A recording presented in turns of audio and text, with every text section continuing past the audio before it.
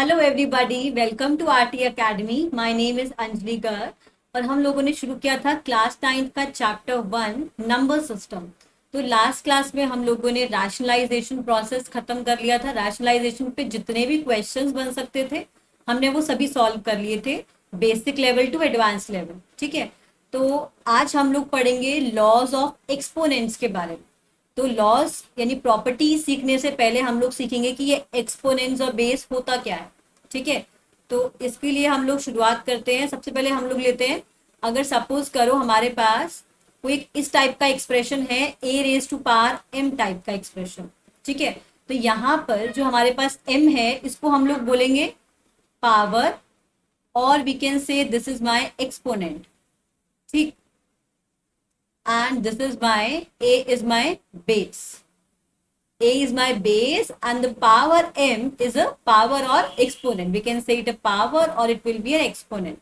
So here the value of a should be always positive. A should be positive और ये कोई भी real number हो सकता है। ठीक है, a is positive number first and it can be any real number and the m here will be any rational number. It will be only rational number, it can never be an irrational number. ठीक, तो n की value कोई भी एक rational number हो सकती है। तो रैशनल नंबर में कोई भी इंटीजर भी आ सकता है, कोई नेचुरल नंबर भी आ सकता है, कोई होल नंबर भी आ सकता है। वहीं जो हमारे पास बेस होगा that will always be greater than 0 but it can be any real number. ठीक, अब देखो यहाँ पे हम लोग कुछ लॉज पढ़ेंगे, कुछ प्रॉपर्टीज हैं जो कि ये बेस और एक्सपोनेंट्स को यूज करके बनाई गई हैं। ठीक है, तो वही उनको ही हम बोल देते हैं लॉज ऑफ एक्सपोनेंट्स। ठीक, तो हमारे पास जो फर्स्ट लॉ है वो क्या कहता है, अगर सपोज करो हमने एक एक टर्म लिया, एक्सप्रेशन लिया a raise to power m type का, और एक एक्सप्रेशन लिया हमने a raise to power n type का। ठीक है, यहाँ पे क्या हो रहा है, दो एक्सप्रेशन हमने ऐसे लिए जिनका बेस तो सेम है लेकिन पावर जो है, जो एक्सपोनेंट है दैट इज डिफरेंट। ठीक है, हमने क्या किया, बेस सेम है बट जो पावर है दैट इज डिफरेंट, और हमने इन दोनों को मल्टीप्लाई कर दिया। ठीक है, तो उस केस में क्या बोलता है, जो लॉज ऑफ एक्सपोनेंट है दैट सेज कि ये जो पावर्स है ना, जब भी हम लोग बेस सेम लेते हैं और अलग पावर्स में जो टर्म्स है उनको जब हम मल्टीप्लाई करते हैं इस टाइप के एक्सप्रेशंस को, तो क्या करते हैं, इसको ए रेज टू पावर क्या बन जाता है, m plus N. That means जो ये पावर्स है ना वो ऐड हो जाती है। ठीक है, अब देखो इसको हम लोग अगर कोई एक्सप्रेशन सॉल्व करना हो, अगर हमको बोला जाए 2 raise to power 3 multiply by 2 raise to power 5। ठीक है, तो हम क्या करेंगे, हम करेंगे 2 की पावर 3 को सॉल्व करेंगे। अब देखो इसका काम तो आएगा ना, जो लॉज ऑफ एक्सपोनेंट है उनका कैसे यूज होगा। अगर हमको लॉज ऑफ एक्सपोनेंट नहीं पता तो हम लोग क्या करेंगे, हम करेंगे 2 को 3 बार मल्टीप्लाई करेंगे। 2 raise to power 3 means basically 2 raise to power 3 is 2 into 2 into 2। ठीक है, तो यहाँ पे क्या हो रहा है कि हमने 3 बार मल्टीप्लाई किया 2 को, फिर 5 बार मल्टीप्लाई किया 2 को। ठीक है, तो उसको मल्टीप्लाई करके सबको फिर मल्टीप्लाई करेंगे, फाइनली जाके तब आंसर आएगा। तो instead of doing that by using the laws of exponent I can directly say that this will be 2 raise to power, अब मैं क्या कर सकती हूँ, पावर्स को I can add. So this will be 2 raise to power 3 plus 5 that will be 2 raise to power 8। ठीक है, तो ये हमारे पास आई गेस 256 आ जाएगा। तो यहाँ पे कैसे काम आएगा, ये इस तरीके से हम लोग यूज में लेके आएंगे लॉज ऑफ एक्सपोनेंट्स। ठीक, अब जैसे हम लोगों ने मल्टीप्लाई किया, वैसे ऐसा भी तो हो सकता है कि एक्सपोनेंट, जैसे जो ये एक्सप्रेशन है वो डिवाइड में हो, बेस सेम है लेकिन एक्सप्रेशंस डिवाइड में हो। तो अगर ऐसा हो जाता है, एक्सप्रेशंस डिवाइड में हो, तो उस केस में हम लोग क्या करेंगे, उस केस में जो पावर्स है ना वो सब्ट्रैक्ट हो जाएंगी। वो क्या हो जाएंगी, सब्ट्रैक्ट। अब हम क्या कर सकते हैं, इन दो पावर्स को सब्ट्रैक्ट कर देंगे, तो this will be a raise to power m minus n. तो अब देखो अगर मुझे सेम क्वेश्चन को सॉल्व करना है, अब है 2 raise to power 5 divided by 2 raise to power 3। तो अभी क्या बन जाएगा, देखो बेस सेम है, पावर्स अलग अलग हैं, तो हम क्या करेंगे, पावर्स अलग अलग हैं तो पावर्स को सब्ट्रैक्ट कर देंगे। So this will be 2 raise to power 5 minus 3 that will be 2 raise to power 2। तो क्या बन जाएगा 4। अदरवाइज इसको सॉल्व करने का और क्या तरीका बन सकता है, हम क्या करेंगे, जो न्यूमिनेटर है उसको हम क्या लिखेंगे, 2 इंटू 2 इंटू 2 इंटू 2 इंटू 2, 5 बार इसको मल्टीप्लाई किया, डिवाइड बाय 2 इंटू 2 इंटू 2, फिर हमने 3 बार मल्टीप्लाई किया, फिर ये एक्सप्रेशंस क्या हो जाएंगे, जो जितनी बार नीचे डिनोमिनेटर में उतने एक्सप्रेशंस कैंसिल आउट हो जाएंगे। तो यहाँ से भी हम लोग डायरेक्ट वैल्यू निकाल सकते हैं। बट लेकिन जैसे यहाँ तो क्या ये आसान है पावर्स, तो तुम डायरेक्टली इसको सॉल्व कर सकते हो। बट अगर कुछ ऐसा एक्सप्रेशन आ जाए जब हमारे पास पावर में भी जो है वो फ्रैक्शंस आ रहे हैं, ठीक है, रैशनल नंबर आ रहे हैं प्रॉपर A/B टाइप का, तो उस केस में थोड़ा सा प्रॉब्लम होगा। इसलिए हम लोग को ये जो प्रॉपर्टीज हैं इनकी जरूरत पड़ेगी। ठीक, अब थर्ड प्रॉपर्टी आती है, अगर हमको सॉल्व करना है A⁻m⁻n, ठीक है, तो इस केस में हम लोग क्या करेंगे, दिस विल बी A⁻। अब देखो अगर किसी एक पावर के साथ, एक बेस के साथ एक पावर है और उसी के ऊपर एक और पावर लगा दी हम लोगों ने, तो अब क्या कर सकते हैं, इन दोनों को मल्टीप्लाई कर सकते हैं। तो ये पावर्स कैसे लिख सकते हैं हम, A⁻m इंटू n। अब जैसे अगर सॉल्व करने को दे दिया जाए 2⁻3 2, तो यहाँ पे क्या हो रहा है कि एक हमारे पास टर्म है, एक्सप्रेशन है A⁻b टाइप का, और उसके ऊपर फर्दर एक पावर, तो पावर्स को बेसिकली क्या कर देना है मुझे, मल्टीप्लाई। ठीक है, तो दिस विल बी 2⁻6। ठीक है, यहाँ पे डिफरेंस है इसमें और इस एक्सप्रेशन में, सो दिस विल बी 2⁻6। अब नेक्स्ट प्रॉपर्टी कौन सी आती है, ये हम लोगों ने कौन सी प्रॉपर्टी पढ़ी, थर्ड प्रॉपर्टी। अब थर्ड के बाद जो फोर्थ प्रॉपर्टी आती है वो कौन सी आएगी, अगर वही हमारे पास A⁻m और इसका रेज टू पावर हमें दे दिया फर्दर P/Q। ठीक है, अब इन्होंने क्या किया, P/Q टाइप का एक्सप्रेशन दे दिया, तो उस केस में हम लोग क्या करेंगे, अब देखो जो हमने पिछली बार प्रॉपर्टी लगाई थी उसी को एक्सपैंड कर देना है। हमने क्या करना है, अगर एक पावर के साथ एक और पावर है तो उन दोनों पावर्स को मल्टीप्लाई कर देना है। तो this will be m into p, p into m divided by q। अब जैसे अगर सॉल्व करने को दे दिया जाए 2⁻3 1/3। ठीक, तो एक तरीका क्या है इसको सॉल्व करने का, 2⁸ निकालो, फिर 2⁵ निकालो, फिर उसकी फर्दर पावर लो 1/3।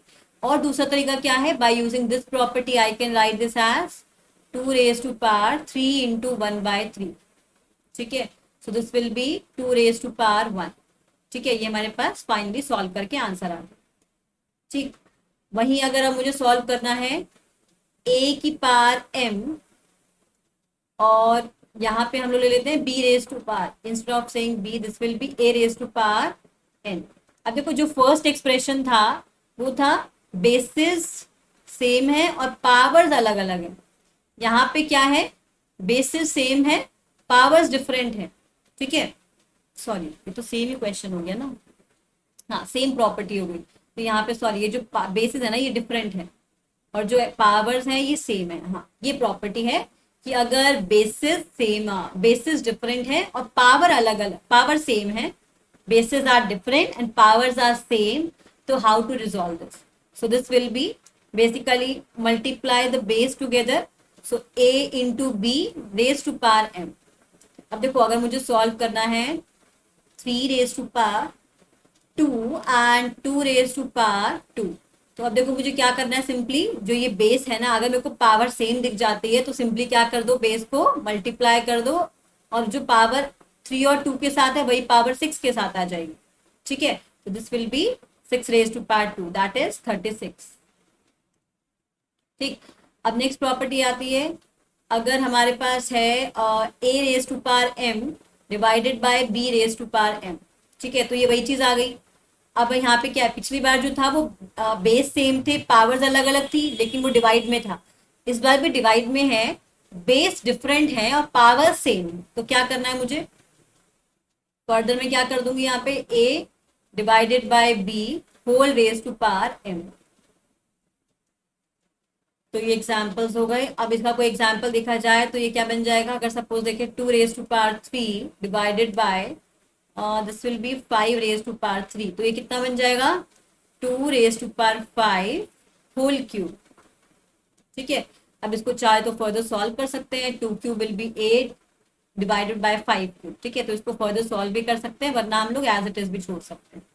ठीक है, अब देखो हम लोगों ने जो पीछे हमने कुछ इरेशनल के, जब इरेशनल को सॉल्व किया था रैशनलाइजेशन प्रोसेस से, तो हम हमेशा क्या करते थे, जब भी हमारे पास √2 इंटू √2 होता था तो हमने क्या किया था, इसको 2 लिख दिया था।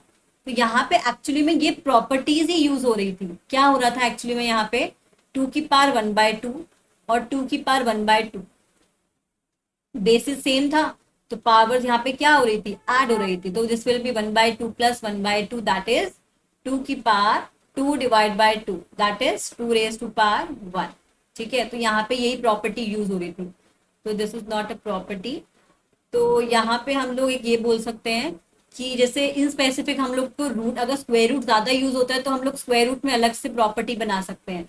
मतलब ये बेसिकली इन्हीं पार्ट्स का जो है पर्टिकुलर केस हो जाएगा, जब एम को हमने 1/2 ले लिया, तो अगर स्क्वायर रूट ऑफ ए है into square root of b, so that will be square root of a into B.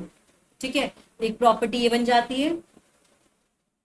इसी में अगर हम लोग को डिवाइड में करना है तो square root of a divided by square root of b, so this will be square root of a divided by b. ठीक, फिर हम लोग एक प्रॉपर्टी ये लगा सकते हैं कि अगर सपोज हाँ, एक अगर मान लो कोई भी हमारे पास ए एक्सप्रेशन है, उसका पावर 0 है। ठीक है, these two are not a different property, these are basically the specific case for 5 and 6। ठीक है, तो इसको हम लोग डायरेक्टली यूज करते हैं, तो मैंने इसलिए लिखवा दी है। Then we have a raise to power 0। अभी वो कोई भी एक्सप्रेशन है ना, कोई भी पॉजिटिव नंबर है, उसका जब भी रेज टू पावर डालते हैं 0, दैट विल ऑलवेज बी 1। ये हमेशा मेरे पास क्या आएगा, 1 ही आएगा। किसी का भी पावर 0 वो हमेशा आएगा 1। फिर एक आता है हमारे पास, अगर ए का पावर कुछ नेगेटिव आ जाए, ए का पावर कुछ नेगेटिव आ जाता है, तो इसको कैसे रिजॉल्व करेंगे। So this is basically 1 divided by a raise to power. तो हमको पहले क्या करना है, ये जो हमारे पास एक्सपोनेंट है ना, इसको पॉजिटिव बना देना, फिर हम इसको फर्दर सॉल्व करेंगे। ठीक है, तो अगर कोई भी नेगेटिव एक्सपोनेंट आता है तो पहले उसको पॉजिटिव बना दो। तो ये देखो, ऐसा नहीं कि खाली ये न्यूमरेटर में होगा तभी डिनोमिनेटर में जाएगा। इसी को हम लोग ऐसे भी लिख सकते हैं कि अगर 1 divided by a raise to power minus m है ना, तो मैं इसको लिख सकती हूँ a raise to power m, तो ये ऊपर आके पॉजिटिव बना देगा। तो अगर न्यूमरेटर में है तो डिनोमिनेटर में आ जाएगा, डिनोमिनेटर में है तो न्यूमरेटर में आ जाएगा। ठीक है, so this is my last property. और कोई और प्रॉपर्टी बची है क्या, इसमें हम लोग एक और, हाँ वो हम लोग क्वेश्चन के साथ देख लेंगे, वो कुछ अलग से प्रॉपर्टी नहीं है, हम उसको डायरेक्टली भी क्वेश्चन में अप्लाई कर सकते हैं। So now will solve some examples based on the given properties. अब देखो, ये प्रॉपर्टीज जो हमने पढ़ी है, अब इन्हीं प्रॉपर्टीज को हम लोग अप्लाई करके देखिए कि कैसे हम लोग इन प्रॉपर्टीज को अप्लाई कर सकते हैं। ठीक, अब देखो पहला एक्सप्रेशन क्या बोल रहा है, 2 raise to power 2/3 into 2 raise to power 1/3। तो हम लोग देख के पहचान सकते हैं कि यहाँ पे जो बेस है वो सेम है। ठीक है, और अगर बेस सेम होता है तो प्रॉपर्टी में कौन सी अप्लाई कर सकती हूँ, a raise to power m into a raise to power n, that is a raise to power m plus n. ठीक है, तो यहाँ पे जब भी पेपर में पूछा जाए ना, जब भी ये सब्जेक्टिव क्वेश्चन आएगा, तो we need to mention the property which we are using. ठीक है, we need to explain the property which we are mentioning in the question. So this will be 2 raised to power. Now we have to add the powers. So this will be 2/3 plus 1/3. So that will be 2 raised to power. Take LCM. So this will be 2 plus 1. That is 2 raised to power 3 divided by 3. That will be 2 raised to power 1. तो मेरे पास इस expression की जो value आएगी वो कितनी आएगी, 2। ठीक है, अब मेरे पास नेक्स्ट क्वेश्चन क्या है, again 7 raise to power 5/6 and into 7 raise to power 2/3। Again we will use the property a raise to power m into a raise to power n, that will be a raise to power m plus n। So this will be now 7 raise to power 5/6 plus 2/3। अब देखो यहाँ पे मुझे अगर fraction को solve करना है तो मुझे एलसीएम लेना पड़ेगा। ठीक है, तो फ्रैक्शन का एलसीएम लेने के बाद मुझे क्या मिलेगा, this is 6 LCM, 6 1 is 6, so this is 5 plus 3 2 is 6, 2 2 is 4, so this is 7 raised to power 9/6, that is 3 divided by 2। अब देखो 7 raised to power 3/2। अब देखो इसको अगर हम लोग वापस लिखे तो ये क्या बनेगा, basically 7 raised to power 3/2, that is √7, because this is basically 7 raised to power half raised to power 3, है ना। तो मतलब क्या हो रहा है यहाँ पे, √7 into √7 into √7, which can be written as √7 into √7 will be 7 and √7 फिर भी बच जाएगा। तो this is 7 √7 will be the answer. ठीक है, अब देखो नेक्स्ट क्वेश्चन मुझे सॉल्व करना है 1296 raise to power 1/4 and 1296 raise to power 1/2। अब देखो पहले तो मुझे 1296 को मुझे पता है कि ये फर्दर फैक्टराइजेबल है। पहले तो मुझे इसके फैक्टर्स देखने पड़ेंगे 1296 के कैसे बनेंगे। 1296 के पहले फैक्टर्स देख लेते हैं। This will be 2 6 are 12, 2 4s are 8, 2 8s are 16. Then we have 2 2 3s are 6, 2 2s are 4, 2 4s are 8. Then we have 2 1s are 2, 2 6 are 12, 2 2s are 4. ठीक है, 2 1s are 2, 2 6 are 12, 2 2s are 4. Then we have 2 8s are 16, 2 1s are 2. उसके बाद हम लोग क्या use कर सकते हैं 3, this will be 3 27s are 81, then 3 9s are 27, then 3 1s are 3, sorry 3 3s are 9, then 3 1s are 3. तो देखो हमारे पास क्या आया इसके factors 2 raised to power 4 and 3 raised to power 4. ठीक है, तो इसको मैं क्या लिख सकती हूँ 2 raised to power 4 into 3 raised to power 4 whole raised to power 1/4 into 2 raised to power 4 into 3 raised to power 4 whole raised to power 1/4 1/2.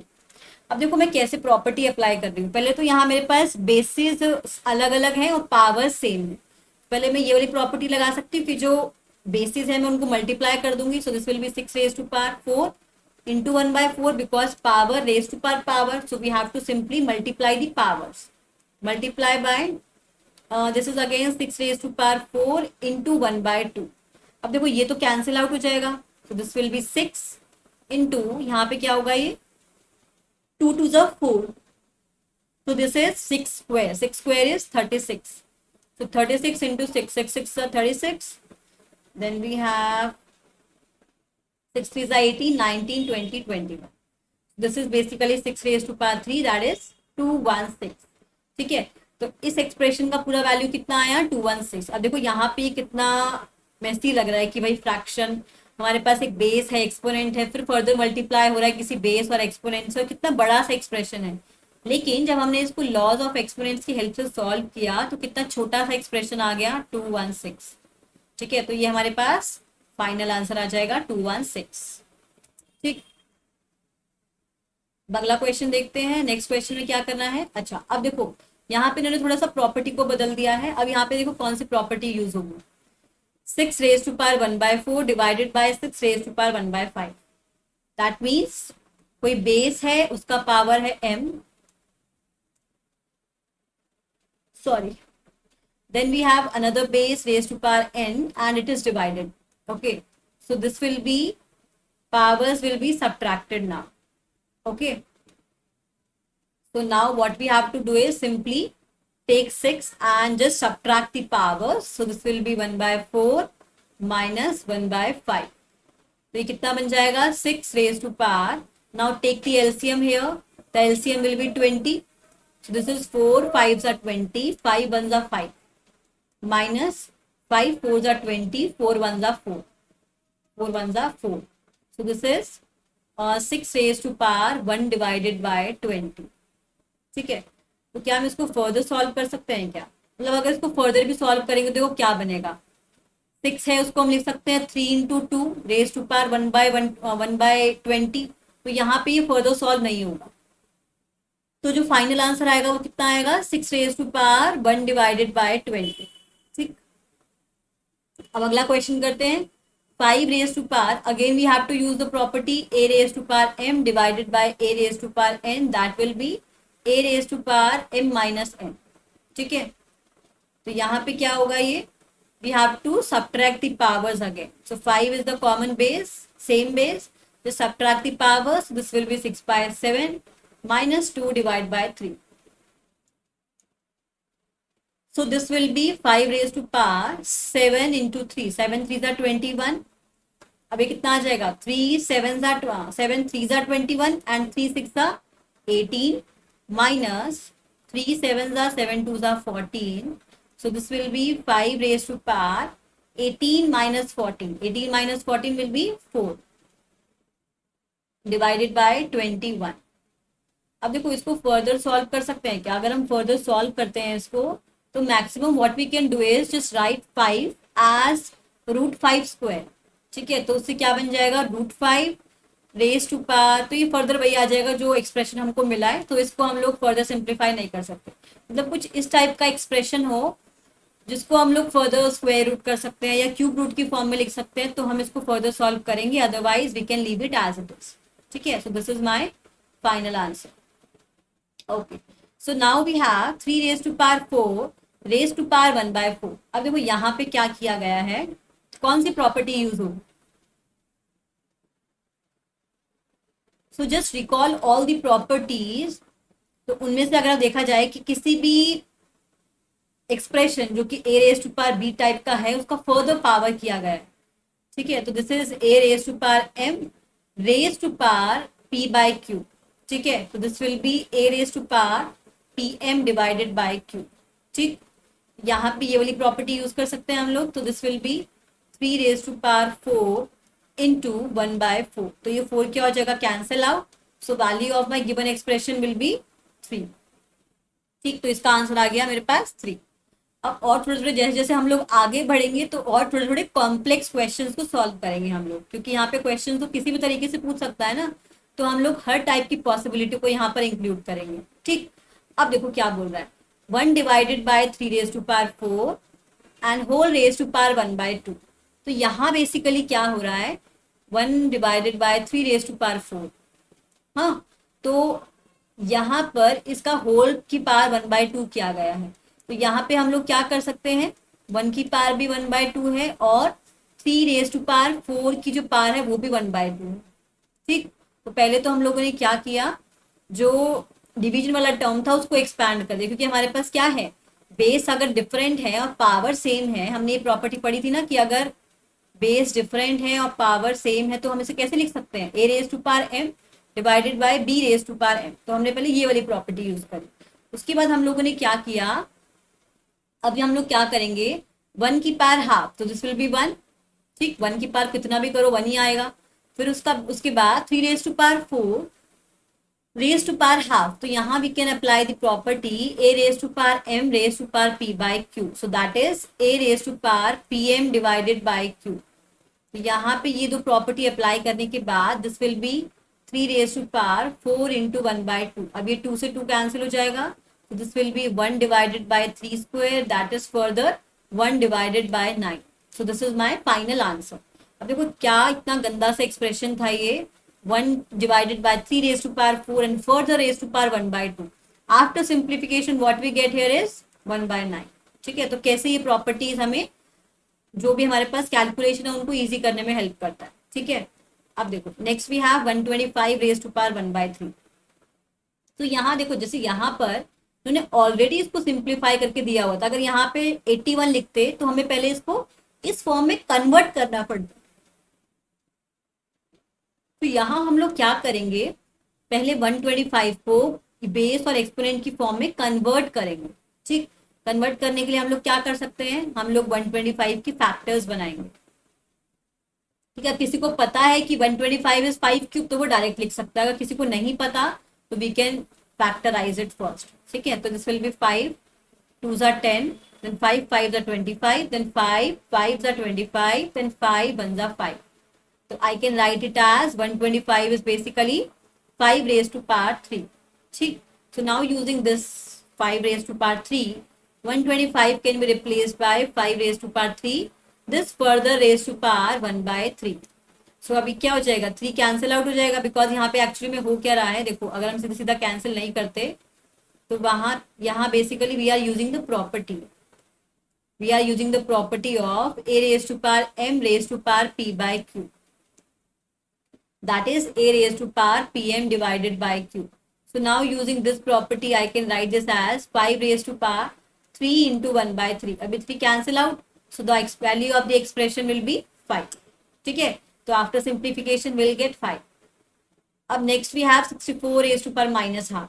देखो जब भी माइनस हाफ आता है तो मैंने क्या बताया था कि जब भी मेरे पास नेगेटिव एक्सपोनेंट आता है तो first we have to make it positive, just make it positive first. So this will be 1 divided by 64 raise to power 1/2। अगला काम मुझे क्या करना है, 64 के फैक्टर्स बनाने हैं, because I can factorise it further.